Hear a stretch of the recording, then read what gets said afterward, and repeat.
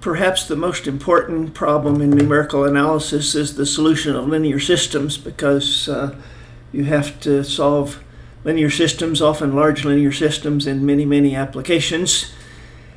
And you learned how to solve linear systems in matrix algebra, and what we're going to learn here is Gaussian elimination, which is essentially what you learned in matrix algebra, except we're going to program it. But there are a couple of differences. One is that we will always assume a square system, same number of equations as unknowns, because otherwise you're unlikely to have a unique solution, and you usually want a unique solution in real-world problems. If you have more equations than unknowns, you'll probably have no solution. If you have more unknowns than equations, you'll probably have many solutions, and we don't like either one of them in the real world.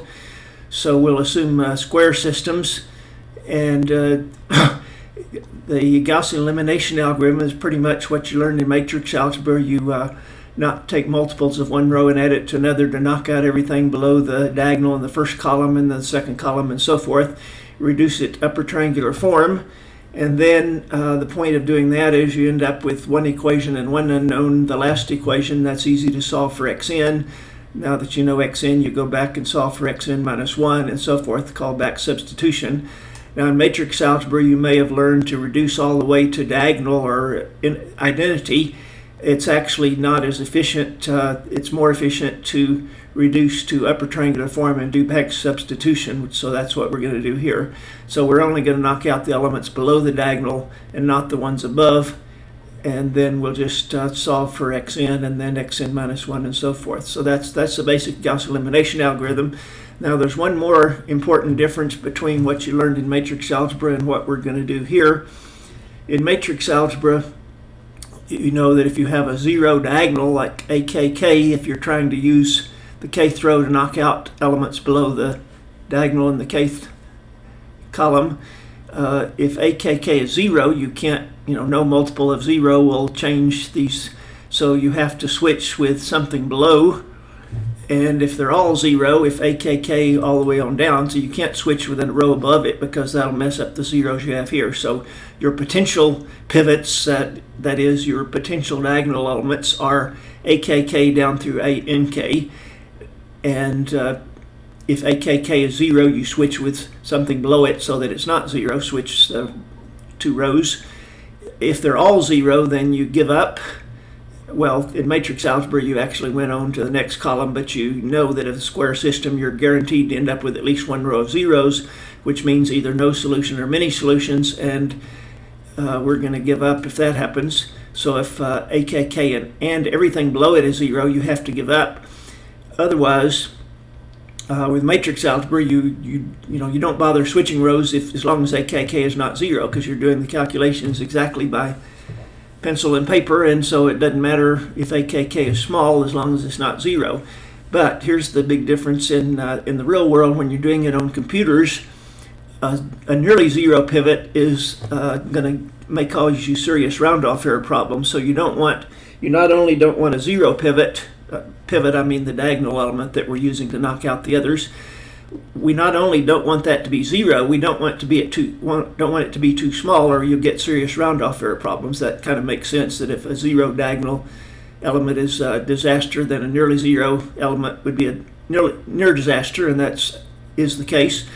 So we want to switch rows not just when that's 0, but even if it's small. Well, how small is too small? There are numerous strategies you could use. You could just say, well, I won't bother switching unless my diagonal element is less than some epsilon in absolute value.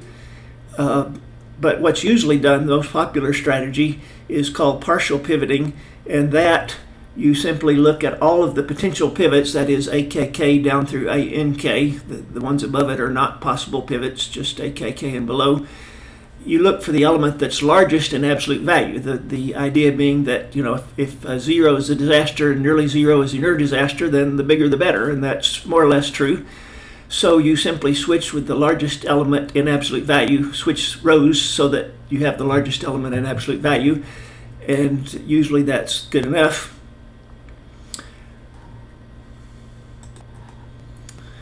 And it turns out that switching 2 rows is a negligible amount of computer time, as we'll see. So it really doesn't cost you anything to switch, even if it isn't absolutely necessary. Now, what if their AKK and all the elements below it are all almost 0? Well, if they're all exactly 0, we don't have any choice. We give up and say there's not a unique solution, either many solutions or no solution, and either one is bad, so we give up. But what if they're all nearly 0? Well, there's a number of strategies there too. Sometimes algorithms will just quit if they're all less than some threshold. What the algorithm I'm going to show you does is simply says, well, look for the biggest one. If they're not all exactly 0, look for the biggest one, switch, and you've done the best you can, and keep going and hope. And we'll see that that's not quite as dumb a strategy as it might sound. So that's the main difference between Gaussian elimination as implemented on a computer and Gaussian elimination as you learned in matrix algebra doing exact calculations. That is that you switch not just when your pivot, your diagonal element is 0, but when it's when it's small, in particular partial pivoting, you simply switch with the largest potential pivot, and hopefully that will be good enough. And eventually we end up with upper triangular, then you solve for xn and xn minus 1 and so forth, do back substitution. Okay, now let's look at a MATLAB program which implements exactly what we're showing you here. Okay, here's a MATLAB program that solves the system AX equals B, an n by n system. And first you have the forward elimination. That's where you reduce it down to upper triangular form. And K is the column counter. It goes from 1 to n minus 1, only n minus 1 because there's nothing to knock out below the diagonal element in the last column, so only go up through columns n minus 1. For each K, first you find the largest potential pivot. In other words, you check the elements AIK for I equals K through N. So in the kth column, you look at everything from the diagonal on down, find the biggest element there. And if that's in the row I big, then you switch rows I and I big. And of course you switch you switch rows K and I big. And then you switch BK and BI big also, the right-hand side, you have to switch those also. Now, if the biggest of all of those potential pivots is 0, you have to write an error message, say singular matrix. Otherwise, you just keep going. Even if the biggest element is small, you hope for the best and keep going. And here, now you go in the, you're in the kth column, and you look at AIK for I equals K plus 1 to N. In other words, look at each element below the diagonal in the kth column, and you knock it out by taking this multiple of the kth row to the ith row. And you only do that in columns K through N because columns 1 through K minus 1 are already 0, so there's no point in adding multiples of 0 to 0. So less work that way. And you make the same multiple of BK and add it to BI. So that's basically the forward elimination stage. And now we're ready for the back substitution, which is here. First you solve for xn, that's bn over ann, and then you go backwards n minus 1 through 1. Minus 1 means you're going down 1 each time, and you solve for xk.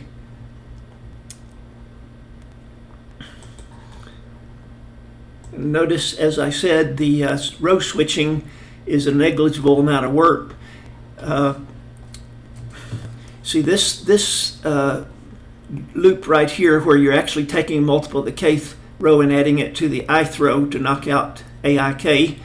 That's where all the action is. That's where all the computer time is spent. If n is large, which is all we're really interested in, and if n is 1,000,000, then it's going to spend 99.99% of the time executing this statement over and over. Why? Because that's the only triple nested loop. See, there's the column k goes from 1 through n minus 1. For each k, I goes from k plus 1 to n to pick out the element to knock out, and then j goes from k to n to actually knock it out, and actually add a multiple of kth row to the ith row. And see, that's the only triple nested loop. That's going to be some multiple of n cubed. It's going to be less than n cubed works. If that were 1 to n, 1 to n, 1 to n, then it would be exactly n cubed times you'd execute this. It's going to clearly be less than n cubed, but we'll see how much. But anyway, it's the only triple nested do loop. The ones where you check for the largest pivot and you switch the rows, those are only double nested do loops. Also, the back substitution is only double nested also. So everything else in this program is negligible compared to this triple loop. So as I said, the row switching doesn't really cost anything, so why not switch and bring the largest potential pivot up? Well, two things numerical analysts do with any algorithm is figure out how much work it takes and how much error it gives. And let's talk about how much work Gaussian elimination algorithm does for large n. We don't really care how much work it takes for n equals to 10. We want to know how much work if n is a million or a billion. And people do solve extremely large linear systems, so that's important. And I've already mentioned that it's only one triple nested loop in the algorithm. That's where all the work is going to take place. This is where you're actually taking a multiple of the k throw and adding it to the I throw to knock out the subdiagonal element. And as I said, if this were 1 to n, 1 to n, 1 to n, that would be exactly n cubed times or n cubed multiplication. So this would get executed n cubed times. Everything else, including the back substitution, is just double nested do loops. So when n is large, that's proportional to n square. N cubed is much, much larger, so we'll ignore those. In other words, if we took out every line in the program except for these three loops, you'd get the wrong answer, of course, but you'd get the same amount of computer time almost for large n. So let's analyze that. Well, as I said, this is obviously less than n cubed times, because I doesn't go from 1 to n, j doesn't go from 1 to n, it goes k plus 1 to n, k plus 1 to n. So how much, so it's going to be, less than n cubed, but how much less? Well, we can calculate that by saying k goes from 1 to n. It actually goes 1 to n minus 1, but remember n is a million, so it doesn't matter whether you can throw away the plus or minus 1 there when n is a million. I goes from k to n, well, k plus 1 to n, but it doesn't matter. J goes from k to n, and there's one multiplication every time you execute that, so this would be the total number approximately of multiplications. And j goes from k to n, that's approximately n minus, it's k minus n minus k plus 1 times. That's also n minus k plus 1 times. In other words, for each fixed k, that's approximately n minus k plus 1, n minus k plus 1, so that's approximately n minus k plus 1 squared. But, k is going from 1 to n, well, n minus 1 doesn't matter. So when k is 1, that's going to be 1 squared. K is 1, that's going to be n squared. When k equals 2, it'll be n minus 1 squared, and so forth. When k gets up to n, that's 1 square. So basically it's n squared plus n minus 1 squared up through 1 square, approximately, for large n. And we learned a formula in discrete math for the sum of the squares of the first n integers, and that was n times n plus 1 times 2n plus 1 over 6. That can be proven by induction. And when n is large, you can ignore the 1 here and the 1 there, and you have n times 2n, or 2n cubed over 6, or n cubed over 3. So the bottom line is this thing gets executed approximately 1/3 n cubed times, which sounds reasonable. You might have guessed it would be 1/4, because you could say, well, on the average, k is half of n, so this is half of n, half of n to n, half of n to n. So that looks like this gets executed 1/4 n squared times. But it looks like the total work would be, if that were 1 to n, half of n to n, half of n to n, that would be 1/4 n cubed. It's actually 1/3 n cubed, but anyway, and then the back substitution, as I said, is proportional to n squared, because it's only a double nested do loop, and that's clearly going to be less than n squared, because, this goes from n minus 1 to n, or 1 to n, it doesn't matter. N minus 1, doesn't matter what's increasing or decreasing, and whether n minus 1 or n. But j goes from k to n, and here you would guess correctly if you said, well, on the average, k is half of n, so that's going like 1 to n and half of n to n, so it should be about 1/2 n squared, and that's, if you analyze it more carefully, that's correct. But anyway, it's n squared, 1/2 n squared, that's negligible. The forward elimination is 1/3 n cubed, so that's where all the work is. So bottom line is Gaussian elimination takes approximately 1/3 n cubed operations or multiplications for large n. As I said, there are two things that numerical analysts do to each algorithm is figure out how much computer time it takes, and we already figured out that's 1/3 n cubed times however much work it takes to do that one statement that gets executed over and over. The other thing is how much error. Well, Gauss elimination, you might say, doesn't give any error. It gives the exact solution. That means there's no truncation error, but there is round-off error, and it can be serious. For example, if you have a system of two equations and two unknowns, what are you doing? You're intersecting two lines. In matrix algebra, you know that if the two lines are parallel, there's no solution, or many solutions if they're the same line. Otherwise, there's a unique solution, but in numerical analysis, we have to worry about the possibility that two lines are nearly parallel. And then there's still a unique solution in theory, but it may be hard to find, maybe a lot of round-off error. And by the way, this is essentially section 6.5, which we're skipping, but I want to introduce it a little bit anyway.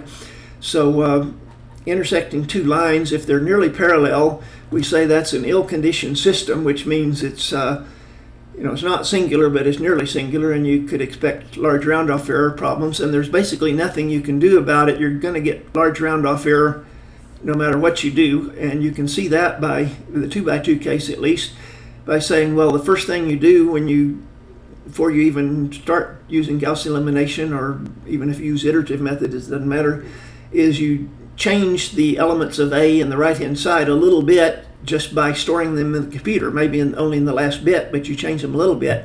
If your two lines are nearly parallel, so you have the scissors effect where you're moving one of the lines a little bit, and that may move the intersection point a whole lot. If the two lines are nearly parallel, moving either a line a tiny bit changes the solution a whole lot, and then it doesn't matter what you do. The best from that point, the best you can do is find the new solution, which may be a long ways from the original solution. So basically, what we would have learned in section 6.5 is there's not much you can do about ill-conditioned matrices. You're going to get large round-off error. So the best you can do is try to diagnose the problem and give an error message if the system is nearly singular, and warn the user that don't trust your answer too much.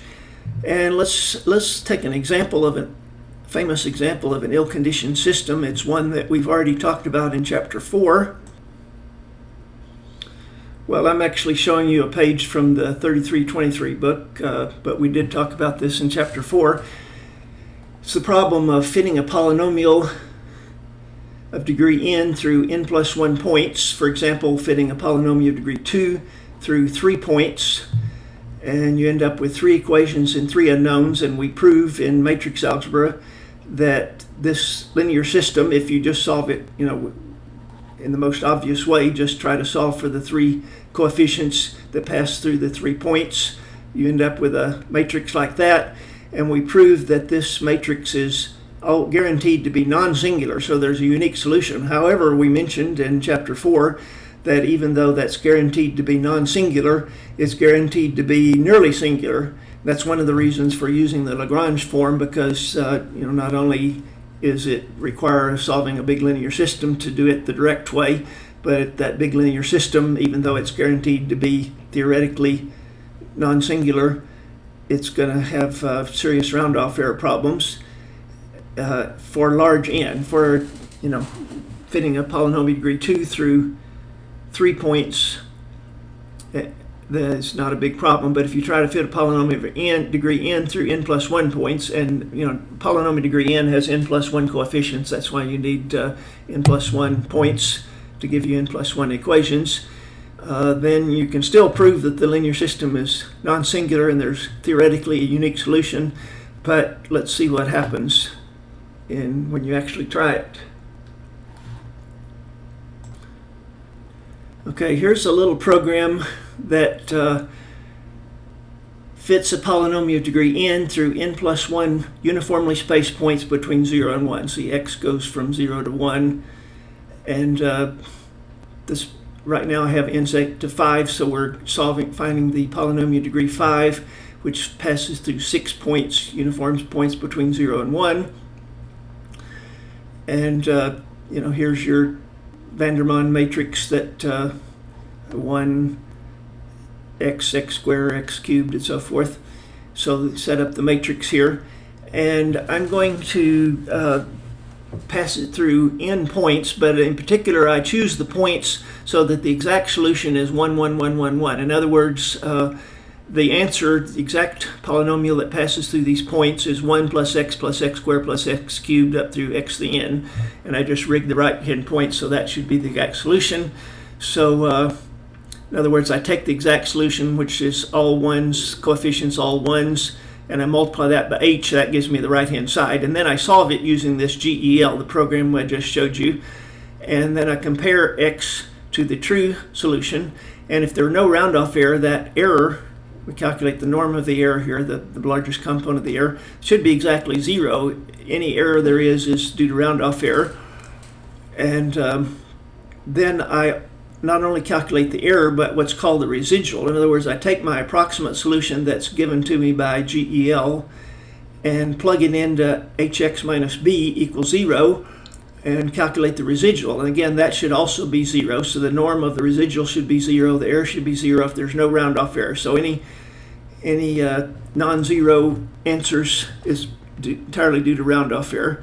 So let's try running it with fitting a polynomial of degree 5 through 6 uniformly spaced points. And it works pretty well. The error is 10 to the minus 14th. The residual is 10 to the minus 16th. But now I have increased n to 20, so now we're going to fit a polynomial degree 20 through 21 uniformly spaced points. And now what happens? Well, now the error is 2.5. That's basically 100% error. The answer is supposed to be 1, 1, 1, 1, 1, and I'm getting things like 3.5 or minus 1.5, so I'm getting, looks like total garbage. That linear system is so ill-conditioned. And by the way, it's not because it's large.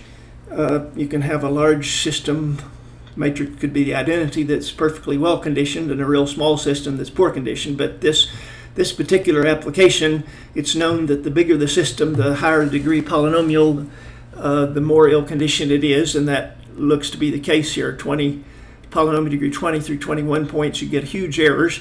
But interesting thing is the residual is still 10 to the minus 15th. So basically the x that comes back from GEL appears to be total garbage. It's supposed to be 1, 1, 1, 1, 1, and it's nowhere near.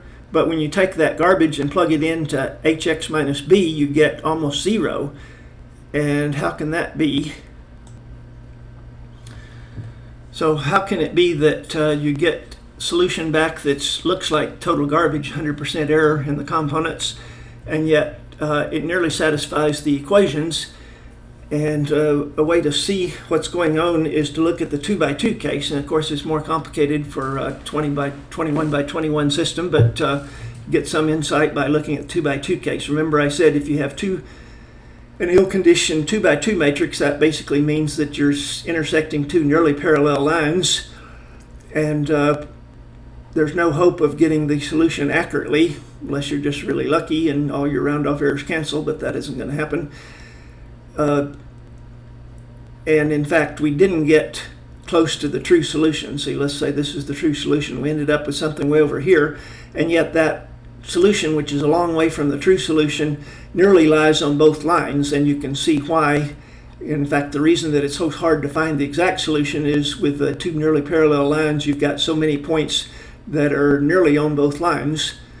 So remember we had this strategy in GEL of not giving up unless we absolutely had to. Unless all the potential pivots were 0, we just take the biggest one and go on and hope for the best. And see that may not be as dumb an idea as it sounds like, because even though we get something back in this case that's a long way from the true solution, it nearly satisfies all the equations. So if that's all you want, then it works pretty well. Okay, as I said, I've been talking about section 6.5 for a while here, but this this semester we're skipping 6.5, but I wanted to give you a little introduction to round off here